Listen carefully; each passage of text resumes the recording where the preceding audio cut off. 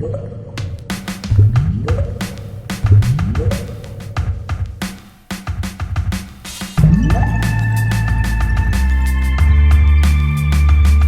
episode brought to you by thegiveawaygeek.com. Win board games, electronics, and gift cards at thegiveawaygeek.com. The geek that keeps on giving. Hey everybody, welcome to Board Online, Board Offline. Today we're bringing you my top 15 plus one most played games of all time. Now, a couple of caveats about what exactly of all time means. I started keeping track of my plays in June 2014, but I've been playing board games since about August 2012. Now, I wasn't playing them as much as I play them now, but there is, from August 2012 until June 2014, that time frame in there is not accounted for, so keep that in mind. I played 712 games, 712 plays of 71 games over the course of that time keeping track of games, and spent roughly 42 minutes a game, so that gives you an idea of the type or length of game that I most frequently play. So without anything else, let's get right into the list. Top 15 plus one most played games of all time. Number 16 is Timeline. Now last year, Timeline was my 10th most played game of all time. It had 13 plays total now. Last year it had 11 total plays. So only got 2 more plays in this past year. We've spent about 2 total hours playing Timeline since we originally got it. This is a little tiny card game, comes in a tin. It's from Game Right, I believe. And basically each player starts with a number of cards in their hand. On one side it just says something like the domestication of the cat or the invention of beer. And you're going to place it on the table based on where it occurred compared to all the other cards that are on the table. So if I think the invention of beer or discovered beer, whatever they call it, was before the domestication of the cat, then I place it before. If I think it was after, I place it after. And then you flip it over and it has a year on the back, and then you know whether you're right or not. And the first player to run out of cards wins the game. It's really that simple. A quick little game. Don't get a table a whole lot anymore, which is why it's fallen. Timeline. Number 15 is Lord of the Rings, the card game. Now, this is a living card game from Fantasy Flight Games. I don't own it anymore, which is why I had 14 plays last year and still have 14 plays this year. Total about 7 hours playing that game. It was ranked number 7 last year, but has obviously significantly fallen. This is a game that I ended up, after playing it a good bit, decided that I really did not like it that much. I mean, I like the ideas in the game. I like the concept of the game itself, but it was very, very, very difficult to beat the base game on the regular difficulty level without purchasing additional cards from expansions. And that really turned me off of the game. Go look at my review if you want to hear more about that. It's not a popular opinion as far as that game goes, but I guess a lot of people feel that when they're getting into an LCG, they are getting into a pay-to-play system. For me, I would like the base game to at least be beatable, not easily beatable, but realistically beatable with the base cards. So, Lord of the Rings, the card game, number 15 on my most played games of all time. Number 14 is Mage Knight. Now, this is a game that I have gotten 15 plays of, spent about 36 hours playing this game. And last year, it was not on the list. This is a newcomer to the list, already at number 14. This is obviously you can see that it's a game that you spend a lot of time playing. I've got 14 plays, but 36 hours. And basically, you are this semi-godlike character who is entering this world. And basically, you're sent there just to tear it up. Just absolutely tear the world up. Kill everything that gets in your path pretty much. You can choose whether or not you're going to do certain, like, for instance, with if you go to a monastery, you can either be nice to them and they'll help you out, or you can attempt to burn to the ground, and get whatever artifact it is that they are guarding. Those sort of choices are in the game. You've got keeps and you've got cities and you've got other things, and you're going to be going around dealing with rampaging orcs, rampaging dragons, that sort of thing. It's one of the main mechanics in it is not drafting. It is deck building. Deck building, but it's a relatively. It's not in the way that most people think of deck building, because you're not constantly running through your deck. Each round you'll run through your deck one time. When your deck runs out, the round's over. So in most games, you're gonna go through your deck 6 to 8 times, depending on if there's 6 to 8 rounds. It's really that simple. Everything you do in the game is based on those cards. Movement, attack, everything. And so because of that, the management of those cards is paramount. A lot of people don't like that, but if you think it's something you might like, then this game is really has a lot to offer you. And I love this game. As far as my all-time favorites, it's way high up there. I believe the last all-time favorite video I made, was it number 1? I think it was number 1. It's up there, and I've got a few contenders for that number 1 spot right now, but it's definitely very high up there. Mage Knight, the board game. Number 13 is Forbidden Island. Now, last year this was number 11, so it's dropped 2 spots. Last year we had 10 plays. This year we have 16 total plays for all time. So we've got 6 more plays in this past year. It's been about 6 hours with this game total. Forbidden Island was Matt Leacock's follow-up to Pandemic. It's very, very similar to Pandemic, but on a scaled-down level. And you're basically going around this island trying to find treasure. The island is sinking in the process, and if it sinks too much, then that entire area is unrecoverable. You can't go to it, and if you're not careful and you get cut off, you might even drown. A lot of fun, fully cooperative. Takes 30-ish minutes to play. Highly recommend it if you think the Pandemic might be a little bit beyond the skill level of who you're playing with, particularly with children. Forbidden Island is a good alternative, but also with adults that perhaps are not into gaming. Forbidden Island is a good alternative to Pandemic. Definitely more of a gateway than Pandemic is. Still a lot of fun. Can be brutally difficult depending on what level you started on, and sometimes you start on the normal level and it still kicks your butt, as any good cooperative game should. So number 13, Forbidden Island. All right, so 10, 11, and 12 are actually a 3-way tie, so you can say all 3 of these are tied for 10th place, I suppose. The first one is Rampage, or the game formerly known as Rampage, now called Terror at Meeple City. 17 plays this game. Now, we haven't played it at all over the past year, because last year the total plays were also at 17. Last year, though, it was ranked at number 5. Now it's all the way down to 11. And we spent about 9 hours playing Rampage. If you haven't played this one, like I said, it's called Terror at Meeple City now, because even though it doesn't have anything to do with the video game Rampage, it looked like it might have, so they had to change the name. In this game, it's a dexterity game, and the buildings are all built with meeples that are actually inside the buildings, holding the buildings up, and then the monsters come, and you're going to drop the monsters on top of the buildings, and the buildings explode, meeples go everywhere, and the monsters are eating the meeples. And if the meeples go off the board, they're runaway meeples, which can end up hurting the monsters. And yeah, it's a competitive game. You try to see which monster can eat the most meeples and also the biggest variety of meeples. And on top of that, you have special abilities, and you have secret goals sometimes, and stuff like that as far as increasing your score. So a lot of fun. Just, we haven't gotten into the table this year. I kind of think maybe we'll try to do that this weekend. We'll see, because I do like it, and it's a shame that we haven't played it more recently. That's Rampage and or Terror in Meeple City. Also tied for 10th is Star Wars Imperial Assault. Now, like I said, 17 plays at this point. Last year we were up to 14 plays total, so only got 3 plays in this past year. This was ranked 7th last year, so it's dropped a few spots as well. Spent about 28 hours playing this game.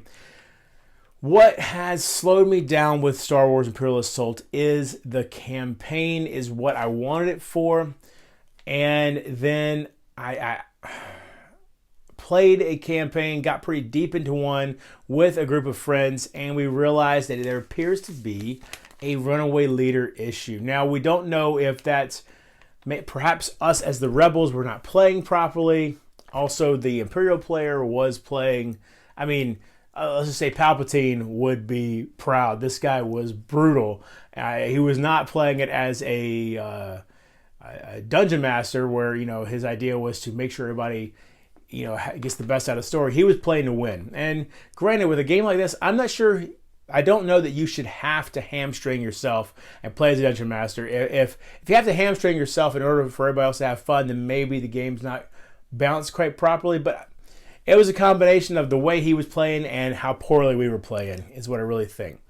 Either way, since then, recently, in the past few months or so, I've realized that the skirmish mode is actually a lot of fun. That's something I only touched on previously. And so I would like to get more into that. The problem is my wife doesn't like Star Wars Imperial Assault at all, so can't play with her. So it's more when I can get a buddy over here to play. Because when I go to game groups, we have more than 2 people, so I'm not playing skirmish mode there. So it's been very tricky to get skirmish mode in. Now, I am holding on to Imperial Assault at least long enough for the app to come out. When's the app coming out? No idea. But when it does come out, it's going to basically make the campaign fully cooperative / solo. And I'm very interested to see how that works. I don't have Descent, so I haven't been able to try Road to Legend, but I've heard really good things, and the Imperial Assault app should be similar to that. So we'll see how that goes. And the other game, the third game tied for 10th place, is Mechs versus Minions. Now, this is a game that came out just recently, and it's already at 17 plays, roughly 13 hours total. And I have really enjoyed this game. It is a programming game with phenomenal components. The components are just completely over the top. Everybody probably knows that at this point. In this game, you're programming your mechs to go fight literally 100 minions sometimes. And you're completing various mission objectives depending on which mission you're playing. There's 10 different missions included in the game. And as you're playing, when you're programming your mech, it's not like a lot of programming games where you write down this program, execute it, and then wipe it. You actually do it multiple, or I should say, you continue to build on the program, and it only wipes if you intentionally place a card to get rid of it. And then you also have to use those same cards that you're programming with to repair damage. Lots of interesting choices in this game. Highly, highly recommend it. It's very, very much worth the price point that they've put on this game. Mechs versus Minions, tied for my number 10 with 17 plays. Next up, we have a newcomer to the list, Seven Wonders Duel with 18 plays, roughly 18 hours, coming in the number 9 spot. Seven Wonders Duel is a 2-player version of the classic Seven Wonders game. And in this one, instead of obviously in Seven Wonders, you're drafting cards, going around the table. In this one, you have a pyramid of cards in between the 2 players, with some of the cards face up, some of the cards face down. As you draft from that pile certain cards, then the face down ones will turn face up, and you'll see what else is available to you. Real fun game, pretty quick game. You go through 3 ages just like you do in Seven Wonders, but in this case it probably lasts between 20 and 30 minutes. And on top of just the regular scoring mechanism, there's also the potential for an instant win based off of getting enough science cards, or enough variation in science cards I should say, or getting enough military cards in comparison to your opponent. And it's kind of cool how both those mechanisms work. So number 9, Seven Wonders Duel with 18 plays. Now number 8 was number 9 last year, and it's coming in with 19 plays compared to 12 plays before. But this one is going to stay where it is in terms of number of plays forever, and will slowly drop off the list as I play more and more games in the future. I'm interested to see how long it can maintain a spot on the list, and that's Pandemic Legacy. Now, of course, we played all the way through Pandemic Legacy, so we won't be playing any more of this. Now, maybe when Season 2 comes out, I'm curious, I don't know, maybe I'll include that. That'll be the way that Pandemic Legacy can continue to kind of represent itself on the list. Instead of having 2 Pandemic Legacies, maybe I'll do just one and include Season 2 with this one. For those of you that don't know, Pandemic Legacy is the legacy version of the classic Pandemic game. And what that means is that you are making permanent, irreversible changes in the game. It's not a campaign. I mean, it is a campaign, but it's more than that. In a normal traditional campaign, you're going along, and if you decide, I want to start over, well, then you just reset everything. In Pandemic Legacy, or in any true Legacy game, you're doing things that cannot be reset, and that's it gives you a certain feeling when you do that. It's very different. It definitely, when you go to tear up a card for the first time, it's a little bit difficult. I mean, I know my wife didn't want to tear up cards initially, like herself. She told me to do it, and eventually I made her tear one up, and it's kind of funny because I hesitated the first time, and then she did as well, and but it really adds a sense of importance to all of your decisions during the game, and the way that the story evolved in Pandemic Legacy. I also have Risk Legacy, which I have not finished. And in Pandemic Legacy, there's much more of a coherent story.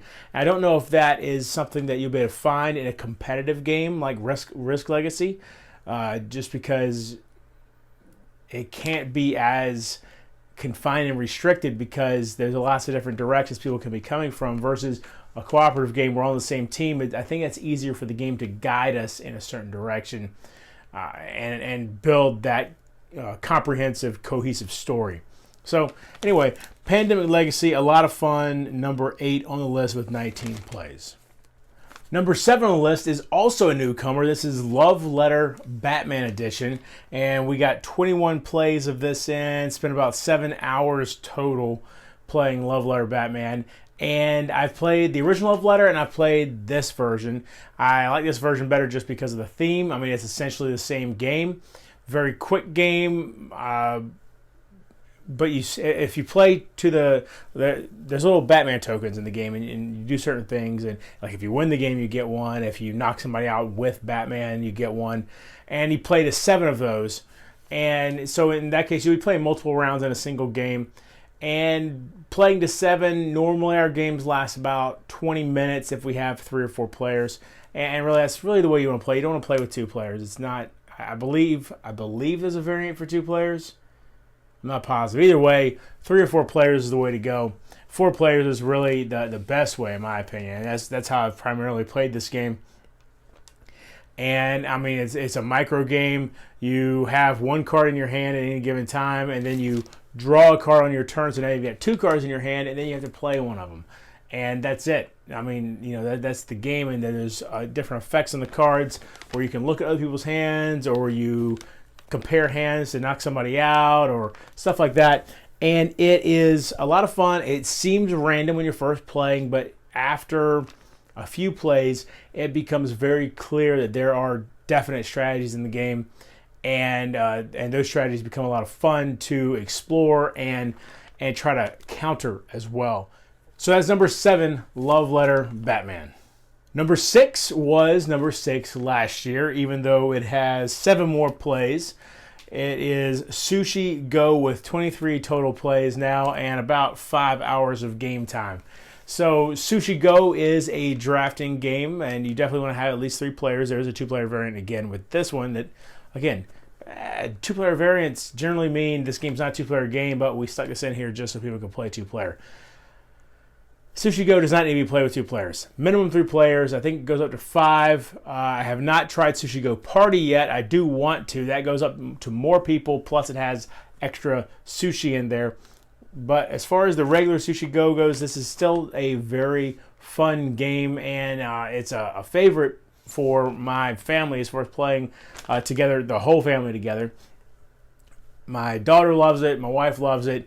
And we can usually get other people to play, and it doesn't take too long. I think most games, especially once you know what you're doing, I mean, we draft like that. So I say most games take around 15 minutes, and you're trying to basically get the best plate of sushi in front of you. From if you get some wasabi and put the nigiri on top of that, or get the most maki rolls or something like that. And a lot of fun. A quick little drafting game. Sushi Go, my number 6 with 23 plays. Coming in at number 5 is last year's number 4, and this one is just barely beating Sushi Go with 24 plays, which is actually only one more play than it had the last time I did this list. So the plays of this game have definitely slowed down quite a bit, and that's Thunderstone Advance with 40 hours total play, which is the most time I've spent playing any game on this list. So 40 hours of Thunderstone Advance, and Thunderstone Advance is, for one thing, becoming obsolete because they are making a 3rd edition of Thunderstone now. Thunderstone Advance was the 2nd edition of Thunderstone, and it is a deck building game. You have a board, you have a monster deck up at the top, and then most of the board is your village cards, and there's so many different cards in the game, and you randomize them at the beginning of each game and put them out. And then, so basically you have certain weapons and villagers and items and food and stuff like that you can choose from to purchase and put into your deck. And when you feel like you got a good hand of cards, you then go into the dungeon or the wilderness, depending on which side of the board you're playing on, and try to fight one of the monsters that's there. And you get victory points for killing monsters. And then after the big bad comes out, if you either kill him or he escapes, the game's over. And then whichever player has the most victory points wins. There is a solo variant for this one that, while not as good as the regular game, is still a very viable solo variant. And in this regular game, the monsters don't leave the board except for the big bad tries to escape. But in the solo variant, all the monsters are marched across the board and trying to escape. And so you're trying to stop them at the end of the game. If you have more victory points in your deck than there are in the escape pile, then you win. So that's Thunderstone Advance with 24 plays, my number 5 most played game of all time.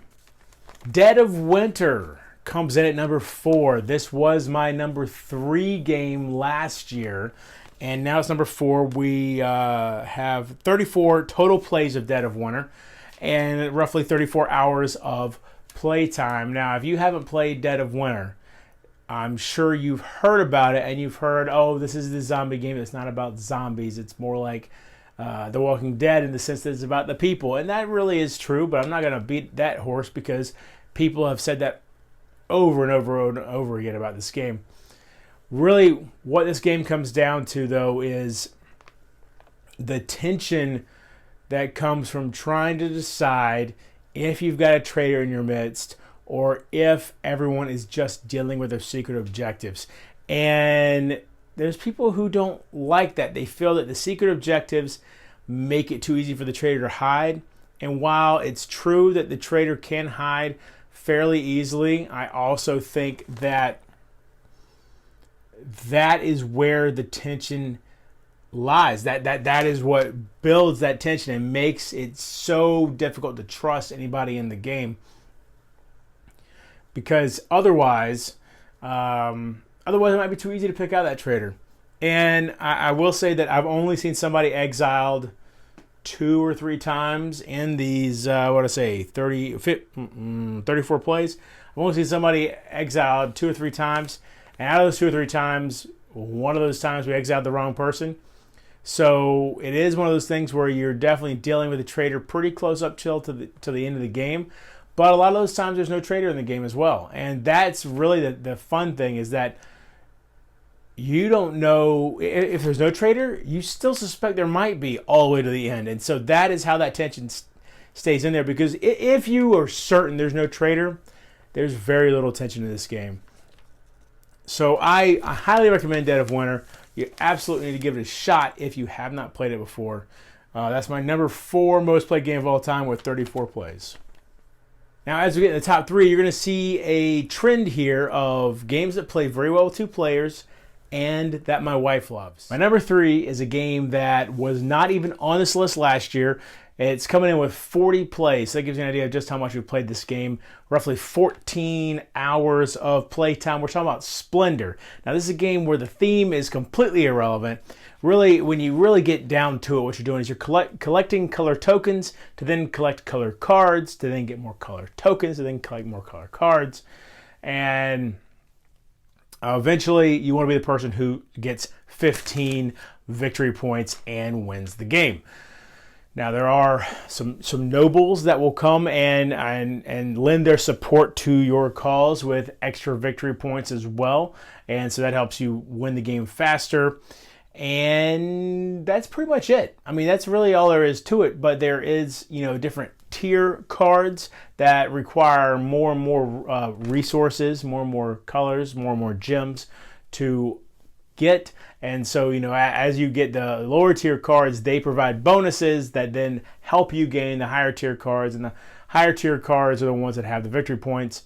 The level 2 and the level 3, there are a few level 1 cards that have 1 victory point as well.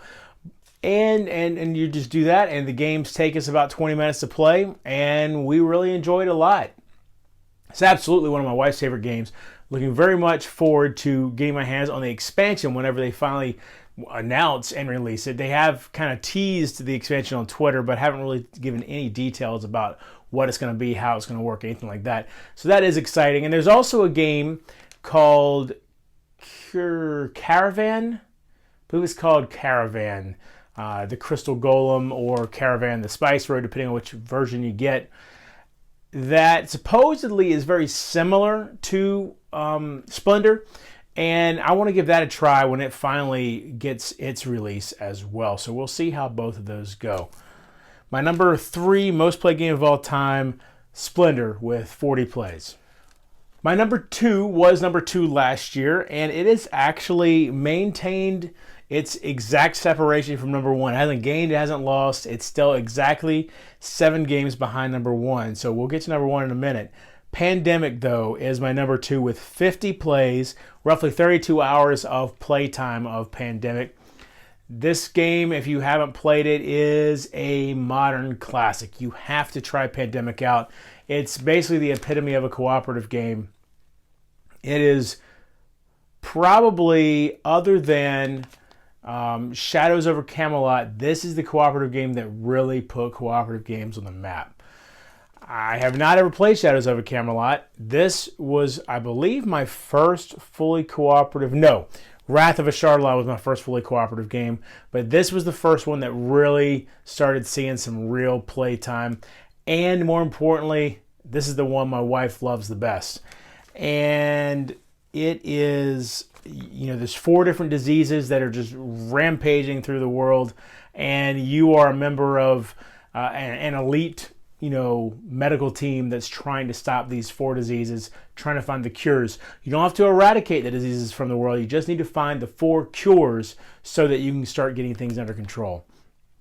Once you find the 4 cures, you've won the game. But while that's how you win the game, you lose the game by running out of this deck of cards that you're constantly drawing from. You lose the game by running out of cubes to put on the board. The cubes are the diseases, and if you run out of them, that means that there are too many diseases, too much death and destruction on the board from these diseases. And so the world is irreparable at that point, and you have lost the game. Or you lose the game by having 8 total outbreaks as an outbreak tracker. When it gets down to the skull at the bottom, that means that it's a lost cause as well. So lots of different ways to lose, only one way to win. And I love it. I love this game. Now, Pandemic Legacy kind of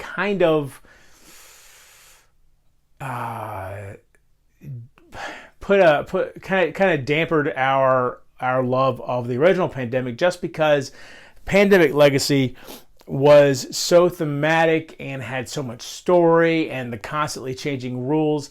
And going back to Vanilla Pandemic, it's just not the same as it was before we experienced Pandemic Legacy, but we do still love it, and we still did get 8 plays of it in over the past year. So take that for what it's worth. My number 2 most played game of all time, Pandemic, 50 plays. And finally, my number 1 most played game of all time, and if you were around last year, you probably already know what it is since you haven't heard it yet on the list. 57 total plays, 17 hours of play time. It is Star Realms. This was number 1 last year. It's number 1 this year.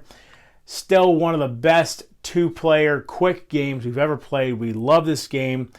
It's a deck building game. You start you start the game with 7 cards in your deck, and you have a deck of cards that has 5 of them available at any time in the middle of the board, and you and your opponent are buying from there, as well as dealing damage to each other every turn. You're trying to build up the quickest, most efficient deck possible. And, you know, I remember it's funny how far I've come in deck building games, because this was my first deck builder. And when I first got it, I couldn't understand, you know, all these cards that say scrap cards from my, you know, my deck. They pull cards out and throw them away. Why would I want to do that? I want to get all the best cards and have as many cards, good cards in my deck as possible. And then you quickly realize that no, what you want is to have a few good ones that work real well together, that you can cycle through quickly, because that is going to just annihilate your opponent, is being able to cycle through several good cards very quickly. And it's become a lot of fun. I mean, after 57 plays, you know, we've definitely developed our own strategies, and this game, more than any other, has us evenly matched. We're constantly right there at the 50% win between the two of us. So it's a lot of fun. We've really enjoyed this one. I have several of the expansions. I did not get I believe it was called Colony Wars, maybe. It was another like regular size box of cards, and I didn't get that one, though I kind of wanted to. And I believe it's on my wish list still. Maybe one day I will. But right now we have so many cards, and we really have more than enough. I actually have to use a deck holder to keep the cards from toppling over, because I've got them all sleeved. And so there's my number 1 game of all time, Star Realms, with 57 plays. Hope you enjoyed this video. If you did, please give it a thumbs up. If you like my channel, please subscribe. Leave in the comment section below what some of your most played games are. Maybe you don't have the stats exactly there. Maybe you do. Either way, let me know what some of your most played games of all time are, and I will look forward to seeing that. And until next time, if you're bored online, board offline.